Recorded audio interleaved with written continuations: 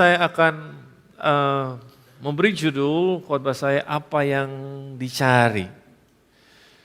Keluar dari pemikiran seperti ini karena seringkali kita ke toko, seringkali saya ngantar istri saya ke toko atau ke supermarket, karena biasanya dia masih lama di satu toko, kemudian saya menghabiskan waktu saya untuk cari-cari kesibukan sendiri, masuk ke toko lain yang kira-kira menarik buat saya.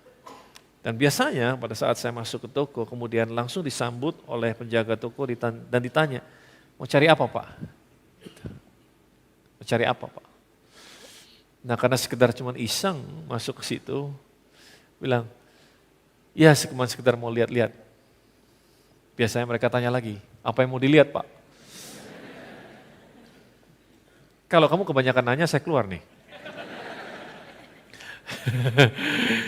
Apa yang mau dicari? Apa yang mau dicari? Berapa banyak di antara kita yang salah cari dan kemudian kita kecewa? Kita kecewa dalam kehidupan ini karena kita salah mencari, apa yang kita cari tidak kita dapatkan. Banyak orang yang kecewa sama anak-anak Tuhan. Ada juga yang kecewa dengan hamba Tuhan. Ada yang kecewa dengan gereja, bahkan didapati ada orang-orang yang sangat kecewa dengan kekristenan, kemudian mereka meninggalkan pelayanan, meninggalkan gereja dan lain sebagainya. Karena mereka kecewa. Ada yang belum pernah kecewa dalam hidupnya? Semua sudah pernah kecewa. Jadi kecewa adalah biasa. Kecewa adalah biasa. Biasa adalah terus larut dalam kekecewaan, itu yang tidak biasa. Apa itu kecewa? Seseorang kecewa karena apa yang diterima, apa yang dia terima, itu tidak sama dengan apa yang diharapkan. Itu sebabnya seseorang kecewa. Apa yang diharapkan tidak sama dengan apa yang dia terima dengan kenyataan. Kalau pakai matematik ditulis seperti ini, harapan minus kenyataan sama dengan kecewa. Gitu, kira-kira demikian. Apa yang saudara harapkan ideal buat saudara, dikurangi dengan kenyataan, dengan reality, itulah saudara dapatkan kekecewaan. Nah semakin besar gapnya, semakin besar selisihnya, semakin besar kekecewaan saudara. Betul apa tidak? Semakin besar selisihnya, semakin besar kekecewaan saudara. Banyak orang kecewa terhadap pasangannya. Setelah menikah, kemudian mereka bilang, saya kecewa berat, dia tidak seperti pada saat dulu kita pacaran Pak, beda banget Pak, katanya gitu. Saya kecewa berat sama dia. Kenapa mereka kecewa? Karena apa yang mereka idamkan, apa yang mereka mimpikan tidak sama dengan kenyataan yang ada. Dan juga mereka harus sadar bahwa dalam hidup ini ada 3 prinsip yang sangat sederhana ya. Seringkali saya katakan dan pagi hari ini saya mau ulangi lagi. Yang pertama berkata demikian, bahwa segala sesuatu yang didiamkan maka akan cenderung menurun kondisinya. Segala sesuatu yang didiamkan biasanya cenderung menurun kondisinya. Saya kasih contoh, kalau gedung ini kita biarkan saja, kita nggak ngapa-ngapain, kita diamkan saja gedung ini, maka setelah berbulan-bulan gedung ini pasti akan berdebu, pasti akan beberapa tempat pasti akan rusak dengan sendirinya karena didiamkan saja. Demikian juga dengan relationship, kalau relationship didiamkan saja maka cenderung akan menurun kondisinya. Tetapi kalau kita mau segala sesuatu dalam kondisi yang sama, dalam kondisi yang sama. Kalau gedung ini mau tetap dalam kondisi yang sama seperti pada saat kita memasuki gedung ini, maka kita harus rajin-rajin melakukan yang namanya maintenance. Maintenance nggak perlu waktu terlalu banyak, nggak perlu tenaga terlalu banyak, nggak keluar uang terlalu banyak, cuman maintenance harus rajin. Harus rajin melakukannya, rajin dibersihin, rajin disapu, rajin dipel dan lain sebagainya. Maka dia ada dalam kondisi yang sama. Tapi kalau segala sesuatu mau dalam kondisi yang meningkat, kalau saudara mau naikkan kondisi, kalau saudara mau bikin ini jadi lebih bagus daripada hari ini, maka mau tidak mau saudara harus lakukan yang dinamakan dengan investasi. Kita harus invest. Kita harus invest.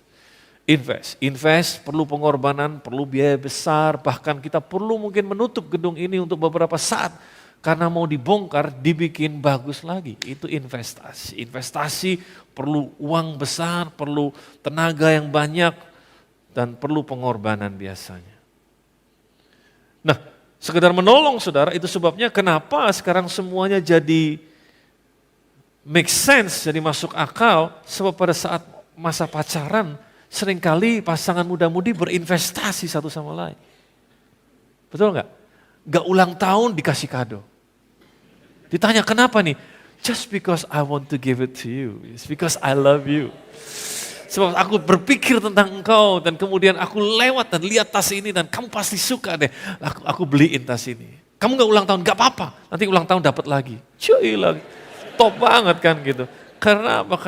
Karena mereka saling jatuh cinta dan mereka berinvestasi. Gitu. Investasi lagi capek-capek. Ya atau bilang sama papa mamanya, aku tidur dulu ya capek. Aku masuk kamar dulu, sampai di kamar kemudian gak berapa lama memang dia capek. Pacarnya telepon, kamu lagi ngapain? Enggak, lagi di kamar. Capek enggak? Enggak. Tolong temenin aku dong. Aku disuruh mama nih belanja, dia mau masak sesuatu. Temenin aku. Oke. Langsung keluar dari tempat tidur, langsung keluar dari kamar, bilang sama mamanya, sama papanya, "Pak, pinjam kunci mobil ya." Duh, katanya capek mau tidur. Enggak kok, udah sembuh. Udah fit lagi. Langsung keluar. Penuh dengan investasi, penuh dengan pengorbanan. Tapi masalahnya kebanyakan dalam pernikahan begitu mereka menikah, mereka nggak lagi lakukan investasi. Boro-boro mereka melakukan maintenance. Maintenance itu nggak ngomong I love you. Gitu.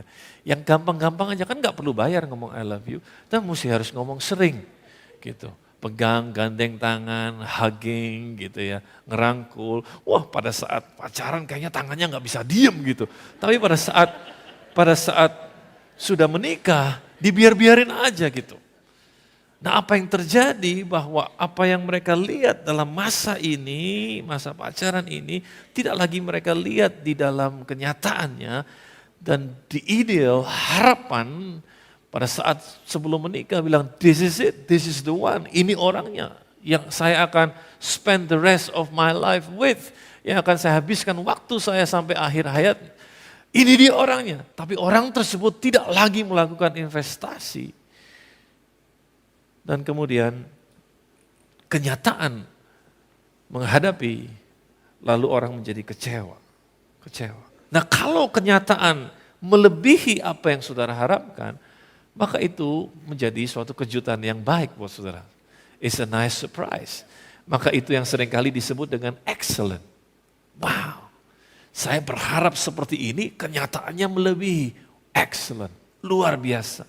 Saya nggak bisa minta lebih daripada itu karena dia melebihi harapan saya. Ada berapa banyak kalau kita doing research, ada berapa banyak sebetulnya pernikahan yang seperti itu. Yang excellent. Tapi itu nanti lain kali aja. Nah tidak ada seorang pun yang tidak pernah kecewa. Bisa jadi saudara kecewa dengan saya. Saudara datang ke tempat ini berharap bahwa khotbahnya deep banget gitu. So deep. Sehingga saudara bisa diving. Tapi ternyata khotbah saya cetek banget menurut saudara. Kemudian saudara kecewa. Bisa jadi saudara kecewa dengan pelayanan di gereja ini, bisa jadi. Saya nggak bisa mengontrol, saya tidak bisa mengendalikan pengharapan saudara. Saudara yang harus mengendalikan pengharapan saudara sendiri. Saya nggak bisa kontrol. Nah, semakin pandai saudara mengontrol atau mengendalikan ekspektasi saudara, semakin jarang saudara kecewa. Semakin baik saudara mengatur ekspektasi saudara, semakin jarang saudara kecewa.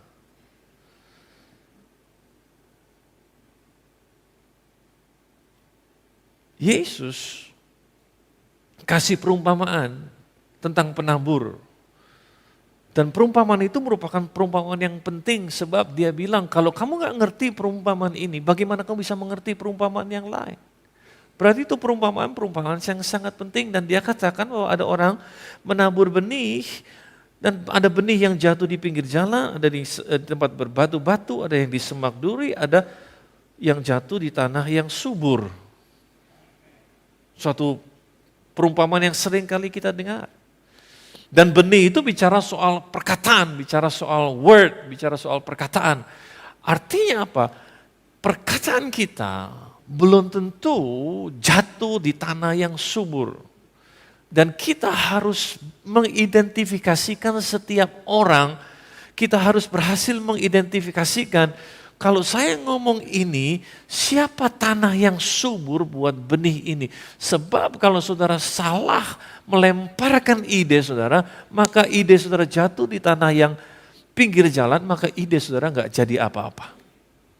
Orang mungkin akan bilang, oh bagus itu, oh iya hebat tuh, mari kita lakukan Pak, mari kita lakukan. Tapi pada saat saudara bilang, yuk mari kita lakukan, yuk besok ketemu ya, besok pagi ya, kita ketemu ya, jam 6 pagi ya, kita kerjakan sama-sama ya, kita mulai dengan doa dulu ya, iya. Dan besok pagi saudara tunggu jam 6 pagi mereka nggak muncul. Dan nggak pernah muncul. Dan kemudian saudara kecewa, katanya mau muncul. Tapi waktu saya telepon 6:30, jam 7, nggak disautin, 7:30, dia baru bangun tidur. Nah saudara kecewa. Saudara nggak sadar, tidak bisa mengidentifikasikan ini orang siapa. Kalau saudara ketemu dengan orang yang tipe tanah yang subur, maka apa yang saudara sampaikan akan disambut dengan baik oleh dia. Dan jadi kita harus pandai-pandai untuk mengidentifikasikan orang. Kita harus pandai-pandai untuk mengatur ekspektasi kita supaya kita tidak kecewa. Nah yang tidak boleh adalah larut dalam kekecewaan.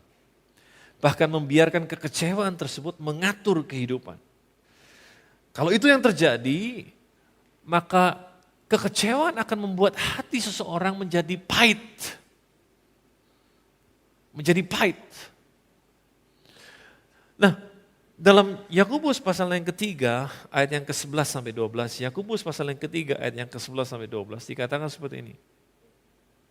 Adakah sumber mencairkan air, adakah sumber memancarkan air tawar dan air pahit dari mata air yang sama?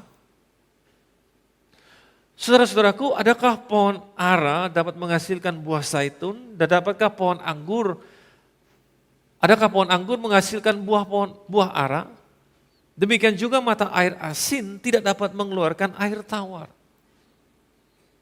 Jelas sekali, dan kalau saudara baca kalimat sebelumnya, ayat-ayat sebelumnya, ini sedang bicara mengenai lidah. Mengenai kuasa lidah. Artinya apa yang keluar dari mulut seseorang, muncul dari apa yang ada di dalam hatinya. Nah kalau hatinya pahit, penuh dengan kekecewaan, maka yang muncul keluar dari omongan orang tersebut adalah hal-hal yang pahit rasanya.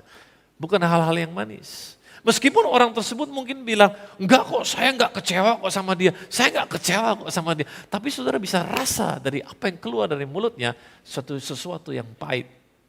Karena itu mempengaruhi hati, kekecewaan yang dipendam, yang terus-menerus dibiarkan akan membuat mata air hatimu ini jadi pahit. Dan yang kemudian tidak akan keluar dalam perbendaharaan kata-kata saudara. Itu sebabnya waktu saya mengajar dalam premarital counseling, saya katakan cara yang apa yang paling baik dilakukan pada saat pacaran adalah bertanya. Asking a lot of questions, bertanyalah sebanyak mungkin tentang apa saja, tentang ini dan itu, tentang ini dan itu. Kalau ini bagaimana? Menurut kamu ini bagaimana? Masa depanmu seperti apa? Apa yang kamu gambarkan di depan sana? Dan tanya, karena dengan bertanya saudara sebetulnya mengetahui apa yang ada dalam hati seseorang. Karena itu yang at the end of the day akan keluar dari mereka. Bertanya, asking questions. Sekali lagi saya katakan asking question is not a sign of weakness. Bertanya bukan tandanya kita lemah. Bertanya sebetulnya adalah tandanya bahwa saudara kuat dan saudara sedang memimpin pembicaraan kalau saudara bertanya. Nah, kalau saudara biarkan kekecewaan ada dalam hati saudara, maka itu kemudian akan keluar dari pembendaharaan kata-kata saudara. Cara yang ampuh untuk mengatasi kekecewaan adalah dengan mengampuni. Itu cara yang paling ampuh. Cara yang paling ampuh untuk mengatasi kekecewaan adalah mengampuni dan tidak mengingat-ingat lagi. Saudara mungkin tidak bisa melupakannya, tapi tidak berusaha untuk mengingat-ingat lagi. Karena saudara sudah mengampuninya. Saya senang dengan apa yang dikatakan oleh Yesus dalam Markus pasal yang ke-6 ayatnya yang ke-11, saudara nggak usah buka, saya akan baca buat saudara, dikatakan, Yesus katakan, kalau ada suatu tempat yang tidak mau menerima kamu, dan kalau mereka tidak mau mendengar kamu, jangan kecewa. Maksudnya gitu loh. Kalau ada tempat yang tidak mau menerima kamu, kalau mereka tidak mau mendengarkan kamu, jangan marah, jangan kecewa. Apa yang dia syaratkan? Keluarlah dari situ, kebaskanlah debu yang ada pada kakimu sebagai peringatan dari mereka. Gak usah kecewa. Kalau engkau datang, engkau nggak diterima di situ. Kalau engkau memberitakan sesuatu mereka nggak mau dengar, jangan kecewa. Dikatakan shake off the dust and just move on. Pergi ke tempat lain, shake off the dust. Seperti kalau saudara main-main di pantai, pasti ada pasir-pasir di pantai yang nempel di kaki saudara, bukan? Betul apa tidak? Nah kalau saudara mau masuk ke kamar saudara, kalau saudara mau masuk ke hotel di tempat di mana saudara nginep, apa yang saudara lakukan? Saudara akan lakukan ini kan? Supaya apa? Supaya semua pasirnya jatuh dan tidak ke bawah masuk ke kamar saudara. Itu cara yang paling baik untuk mengatasi kekecewaan. Just shake off the dust and move on. Kebaskan debu, forget about it, ampuni orang tersebut, dan jalan ke depan. Karena it's not worth it.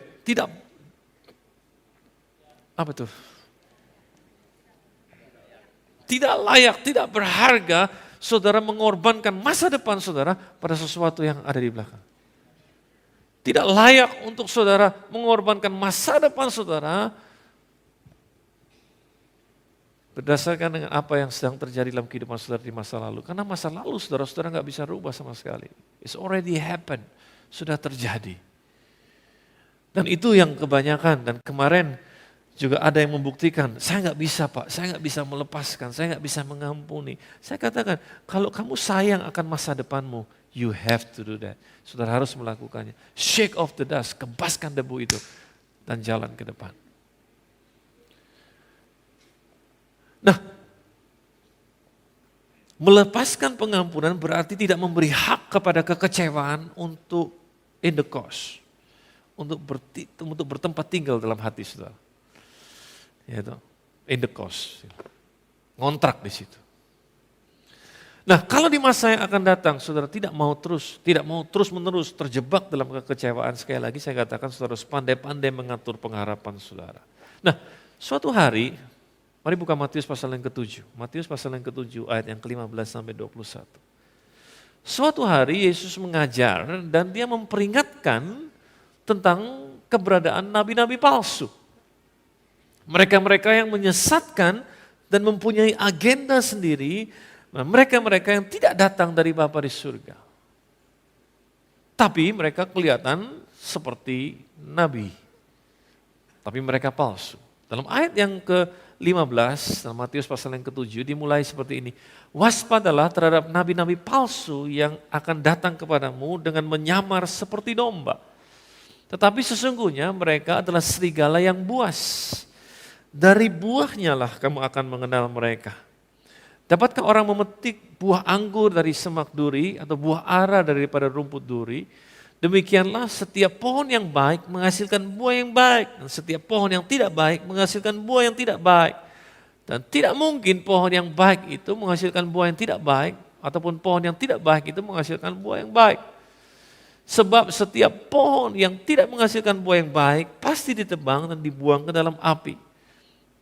Jadi dari buahnya lah kamu akan mengenal mereka.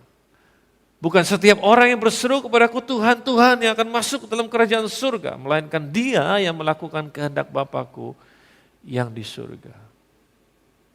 Berhenti sampai di sini. Saya suka kesederhanaan message daripada Yesus. Dia gak coba bikin hal yang complicated untuk kita mengerti. Tapi dia coba untuk menyederhanakan segala sesuatunya. Dan itulah yang saya sebut dengan wisdom.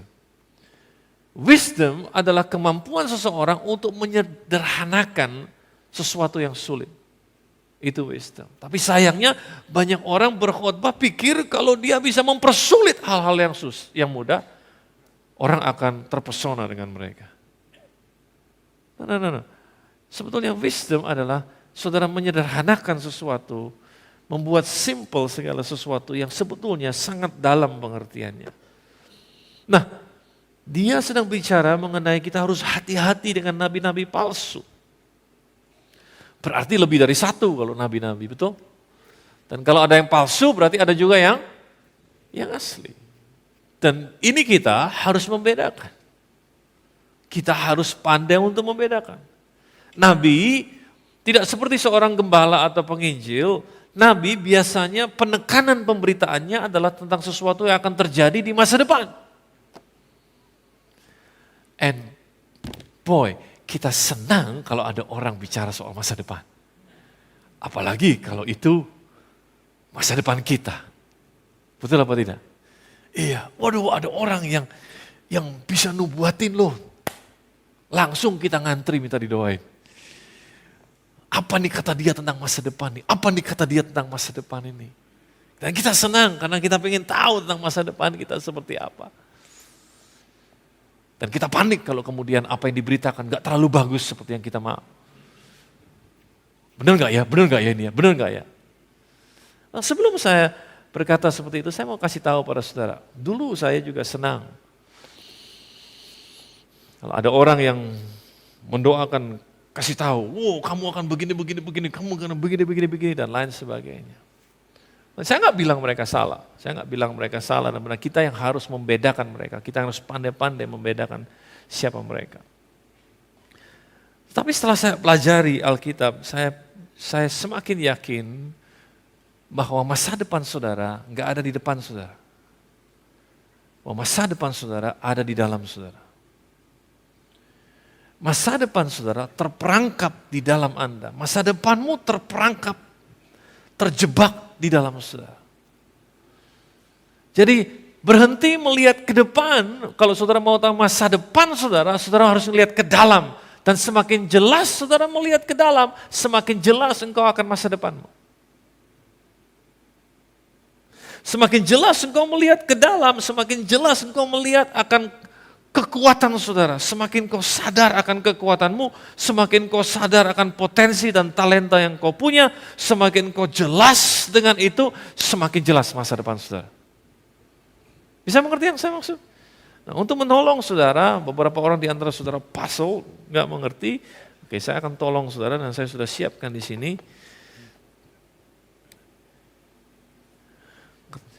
Kecil banget nih. Coba tolong kamera. Kecanggihan kameramu dites.